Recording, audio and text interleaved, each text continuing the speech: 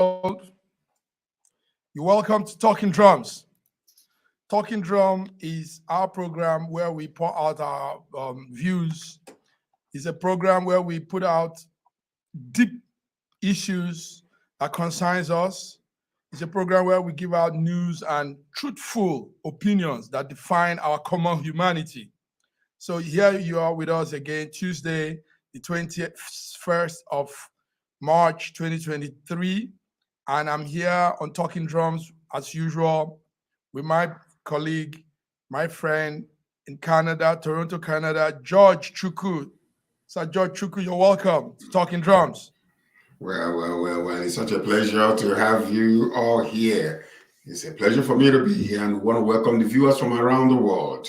This is where the drum talks and gives us messages, current affairs, especially going on around the world, and especially in our own country, Nigeria. Welcome.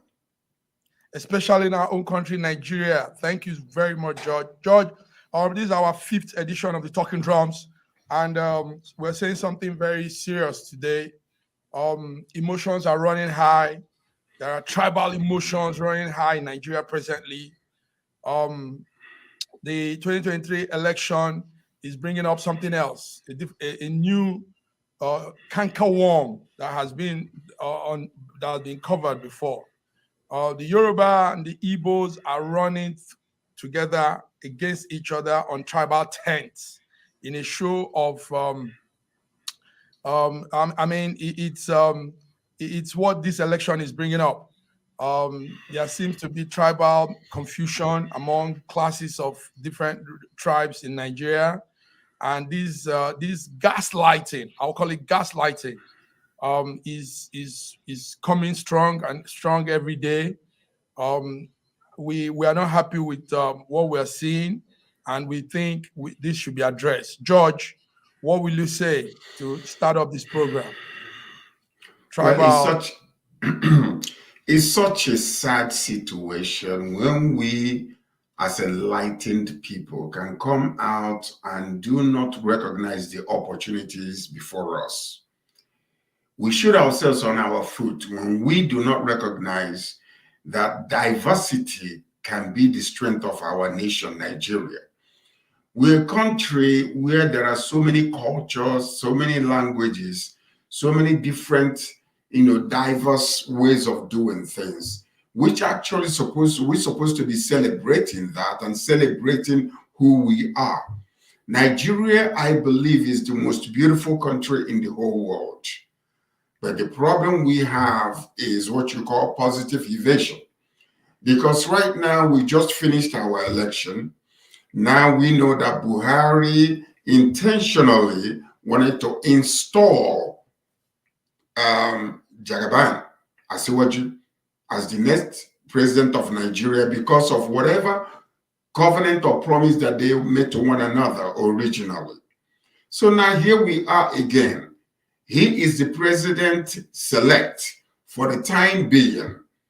But rather than all of us, looking in the same direction together, they want to divert our attention from all the corruption and everything that happened during this election, and they want to install and put in tribal sentiment into the whole thing.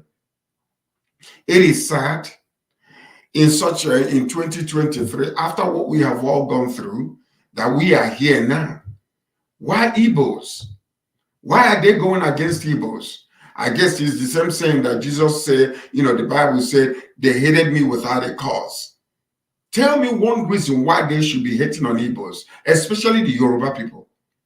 What reason do you have to be hating on Igbos? Igbos are not your enemies. Igbos are your brothers. Igbos are your friends. Igbos left Igbo land to come to Lagos to develop Lagos. The greater part of the taxes being paid in that state today are Igbos. Igbos are the ones they specialize in their own area and they have capitalized on it. Why are you hating on Igbos? You're going to allow politicians to destroy what God has put together? Are you people out of your minds? You're going to allow politicians who want to criticize and destroy everything that is being built? What is wrong with you? You should not allow this to happen. And let me tell you guys something.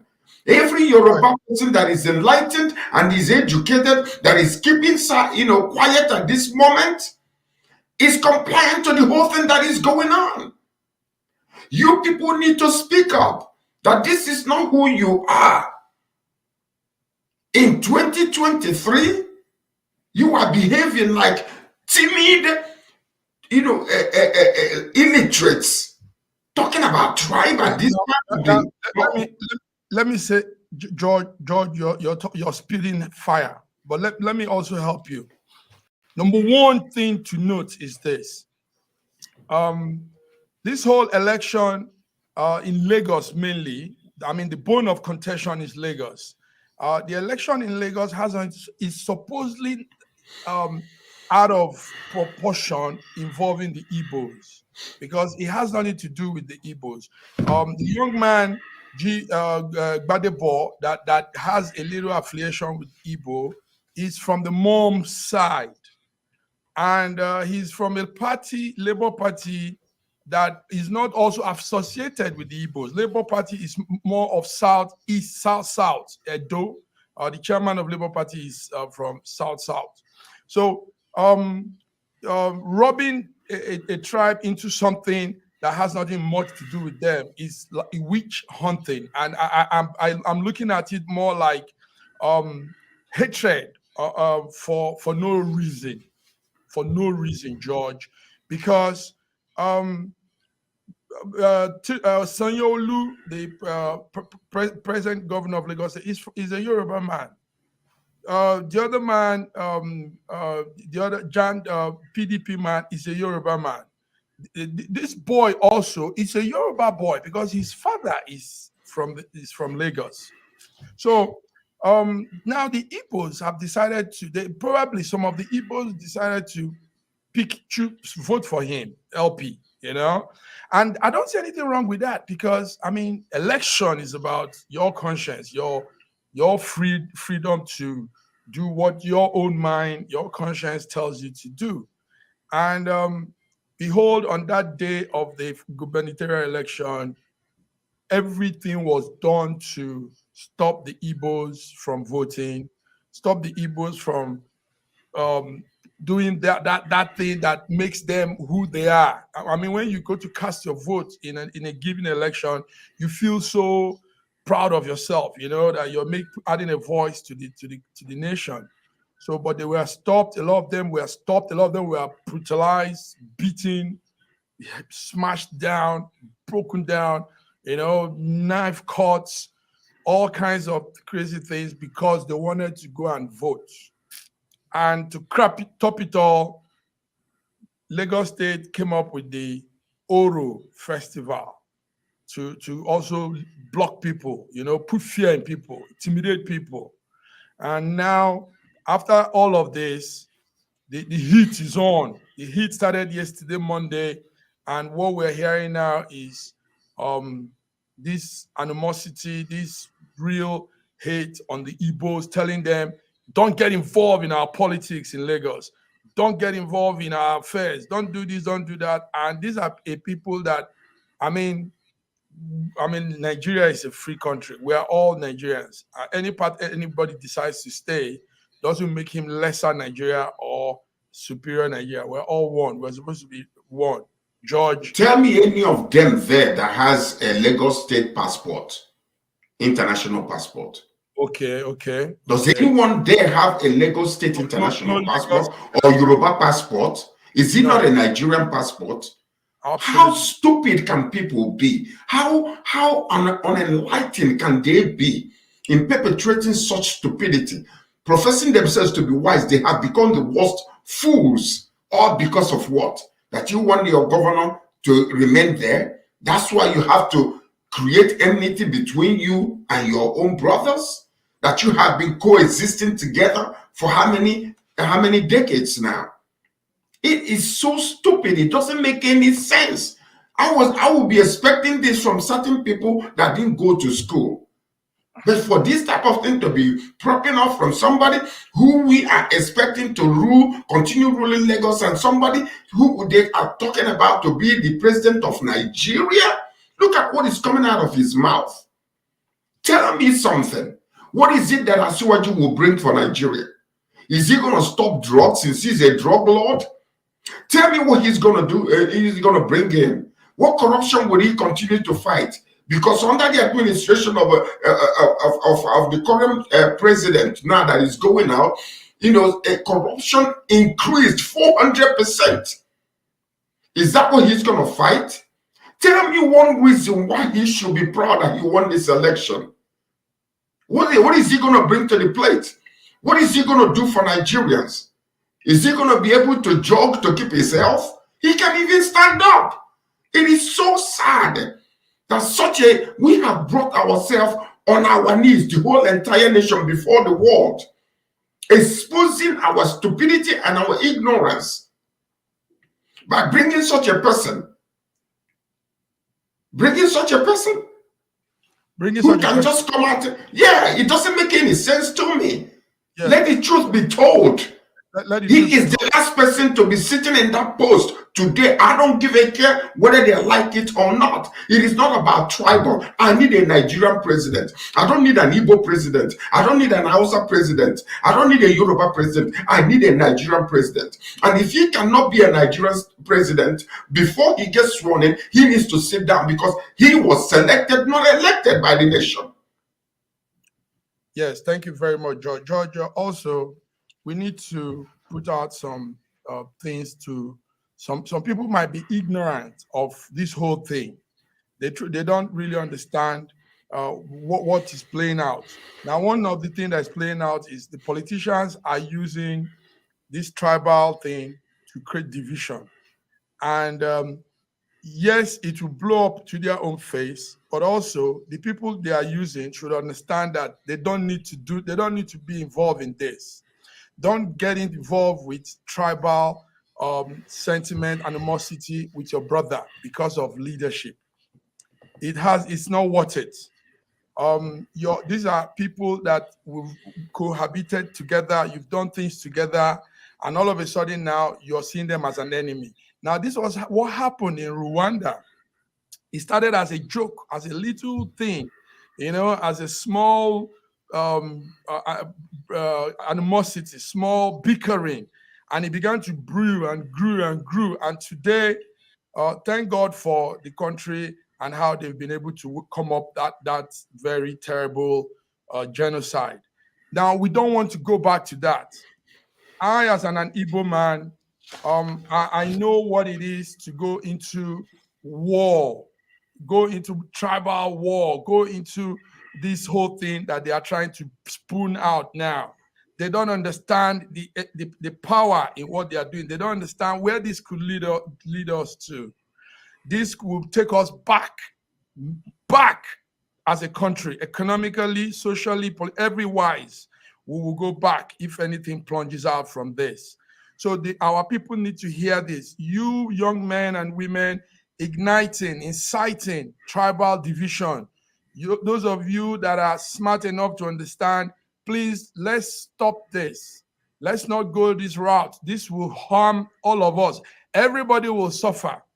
There won't be any Lagosian again. There won't be anything in Lagos if we put this into, if we go this way. Can you imagine what would happen to Lagos if all Igbos pack up their businesses and go back? Can you imagine what would happen to Lagos? And they are talking about, the land doesn't belong to you. Did they give us the land for free? Did all Igbos not buy their lands from you? Did they not buy the lands from the Yoruba people? So why are you saying give us our land? We have several generations of people in Lagos today. They grew up there. Most of them can't even speak Igbo. Mm-hmm. The intermarriage between Igbos and Yorubas are higher than any other tribe in Nigeria. So why are they doing this? How ignorant can you be? How dumb and stupid can you be and still breathing and call yourself an enlightened individual? From the governor and the president-elect all the way down. You need to wake up and smell the coffee, because this is not the time for this type of nonsense to take place. You can find another way to hide your corruption and the way things you have done to win, the shambolic election. You can find a way. Don't bring a tribal sentiments into this. So I should call on all Yorubas and enlightened people. You need to wake up and condemn this publicly. This is not who you are. This is not my little nephew, my nephew just married a Yoruba girl, the most beautiful girl I've ever seen, both in heart and in attitude and in beauty. And look at what the kind of nonsense they're bringing from Nigeria. Who does that? Nobody for what? Don't die for any politician, my friends. Those of you listening to us right now, some numbers are here. Don't die for any politician. Don't let the politicians use you as a tool for division and war. Don't let anybody put you into this way. Politicians will always be politicians. Your friend, your Yoruba friend, your Igbo friend will always be your friend. Your I mean, we don't play with this. Anyone telling you as a Yoruba man to attack an Igbo brother or an Igbo sister, or telling you to attack a Hausa man or a Yoruba man or any tribes anywhere, my brother, please don't do this. Tribal war is not going to help us. Tribal war is going to divide us, and is going to lead us to nowhere. Let me tell you something. I have tons of Yoruba friends. Tons. I call them Yoruba friends because of this. Ordinarily, they are my friends. I don't consider any difference between Yoruba and Igbo, between Ibibio and Edo. I don't consider. I'm a Nigerian man and a proud one for that matter. I am just so incensed over this nonsense that these politicians will bring up this thing to divide good people that are living hospitably, together, living in harmony together. I am so incensed over this nonsense. My friends that I call Yoruba friends, they are beautiful people. Here in Canada, I have worked with Yoruba people. My former president of Nigerian Canadian Association was a Yoruba woman. I was her vice. We worked together. So you see this nonsense that they are bringing up to bring division among us, we must condemn it. One of our colleagues wrote something today on our forum talking about, should I be happy that they have elected a Yoruba man as a president? He condemned it, condemned every single thing, because he doesn't believe in that. This is the way educated, enlightened people are. Somebody from Washington, D.C. can move to Alabama and become a resident there and go there and become a governor.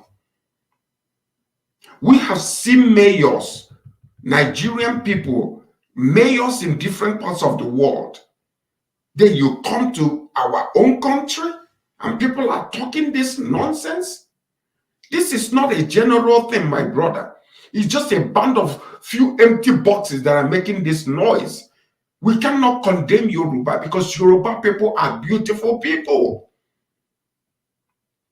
Majority of them are great, awesome, educated, enlightened people. I'm calling on each one of them to condemn this nonsense that these people are trying to bring about, to bring division in that nation. We cannot condemn anybody. We cannot allow this to happen. They must rise up with us and condemn this sin and, nip it in the bud, uproot this nonsense from where it came from, and let these politicians that are using this to bring division be ashamed of themselves for what you want to do. You want to lie down in your bed, on your deathbed. What are you going to tell your generation? That you caused war. Okay. That you caused war. Yes, that's where it leads to. George, another thing we need to talk about is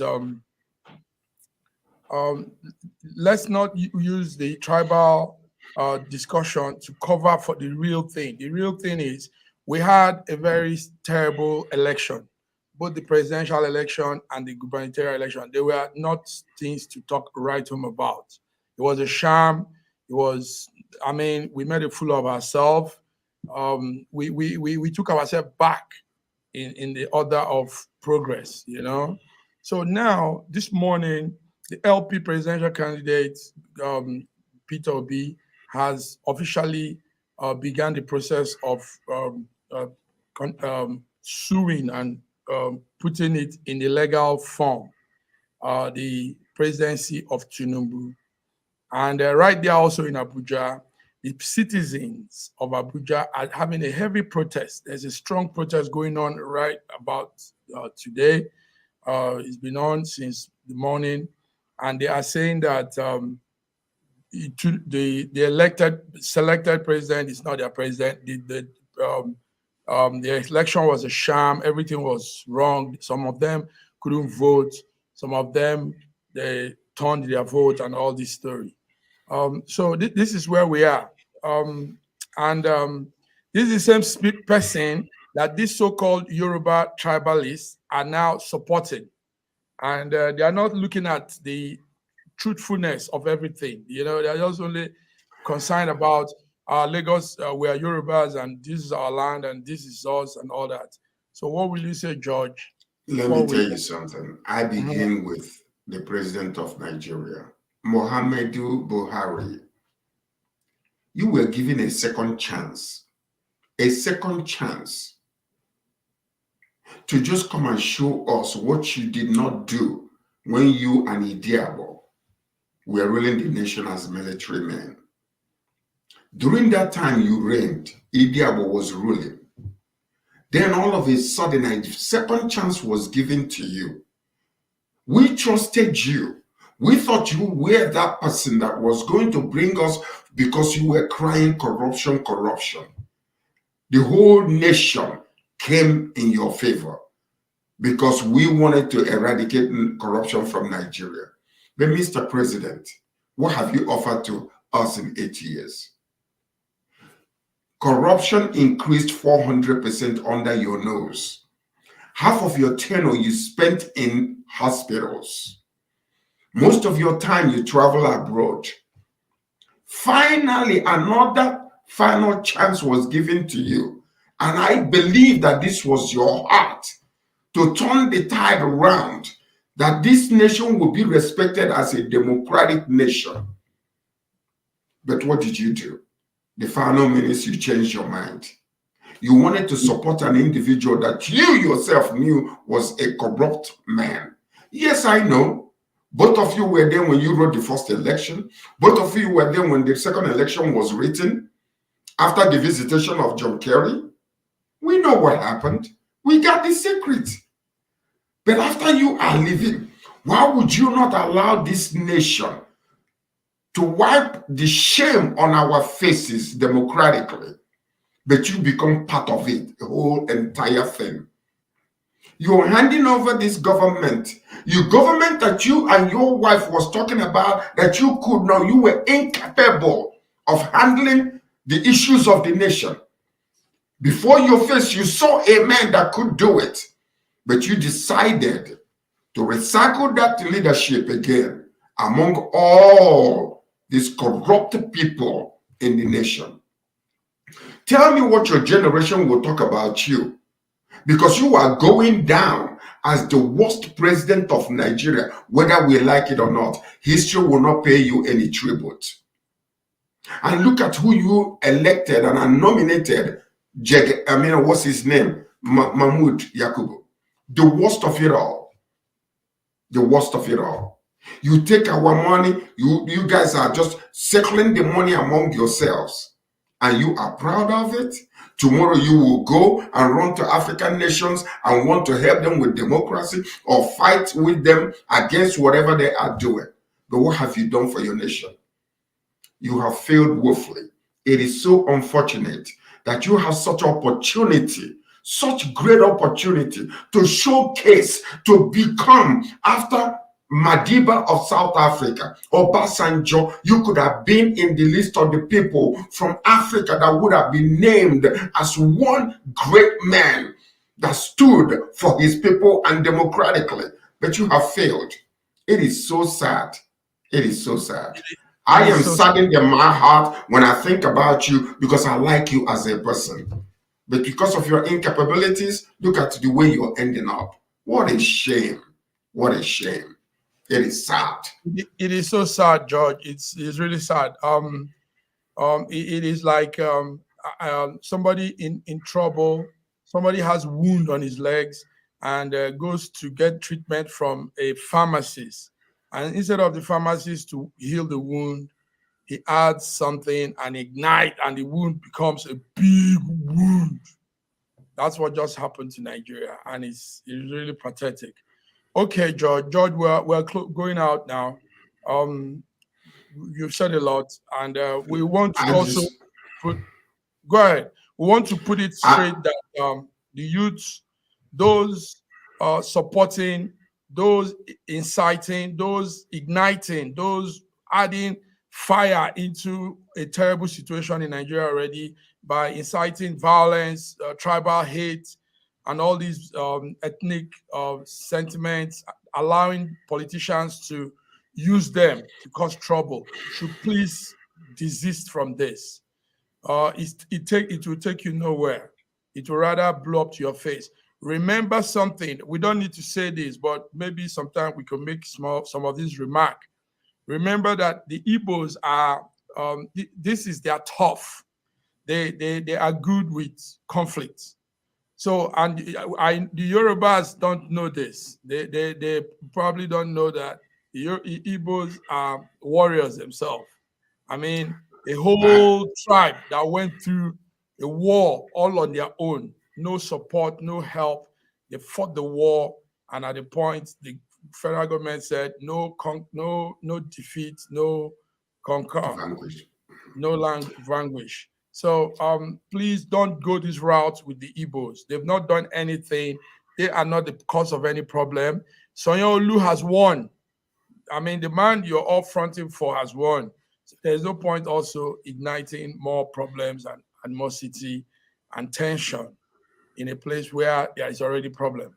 So let's be brothers. Let's be our wonderful self. Let's promote peace.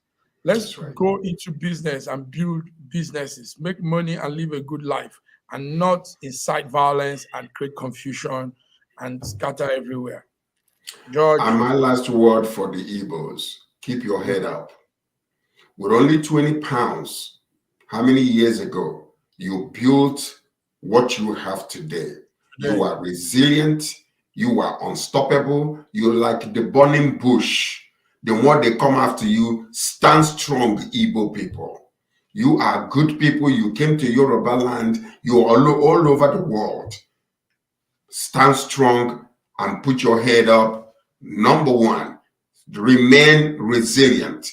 It is the blessing of God in your life that is propelling you to this greatness. They can fight against us, but they cannot win us. We remain one Nigeria. One Nigeria, but we need good leadership in that country. Corruption must be eradicated. Youths, continue. Don't give up because they have sabotaged your futures. They have destroyed your future, your inheritance in the hand of the few people. You must say no to them. Do not give up, youths of Nigeria. Do not give up, youths of Nigeria. You cannot be silent or you become compliant to their mess. Thank you. Thank you very much. Yes, youth of Nigeria, you've had that. That's from George. And this is it, Talking Drums today.